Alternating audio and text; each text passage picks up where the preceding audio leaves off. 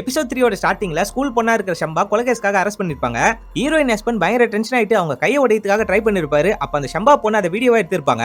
இவர் விசாரணைன்ற பேர்ல அந்த பொண்ணோட போனை எடுத்து அந்த வீடியோவை டீல் பண்ணி விட்டுறாரு. இதுக்கப்புறம் அந்த பொண்ணை யாராலுமே காப்பாற்ற முடியாது, அந்த பொண்ணோட லைஃபை காலின்னு இவரும் சொல்றாரு.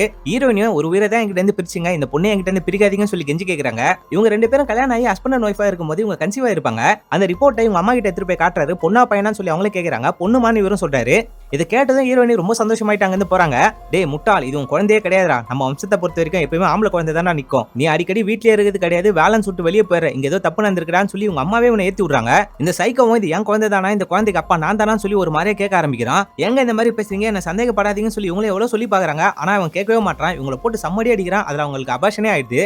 ஷம்பாவை ஜெயில பார்க்க அவங்க அப்பாவும் வராரு. அந்த நேரத்துல ஏதோ ஒரு உண்மையை சொல்றதுக்காக இவளும் ட்ரை பண்ணுவா. இந்த போலீஸை பார்த்ததுமே அவளும் silent Aayira. Heroine jail warden கிட்ட பேசி யாருக்குமே தெரியாம ஜெயில் உள்ளே போயிட்டு ஷம்பாவே மீட் பண்றாங்க. அந்த இடத்துல உனக்கு என்னதாமா ஆச்சுன்னு சொல்லி உண்மையை சொல்லுமான்னு சொல்லி கேக்குறாங்க. ஸ்டேட் லெவல் கராத்தே மேட்ச்க்கு பிராக்டிஸ் பண்றதுக்காக வேற ஒரு ஊருக்கும் ஷம்பா போயிருப்பாங்க.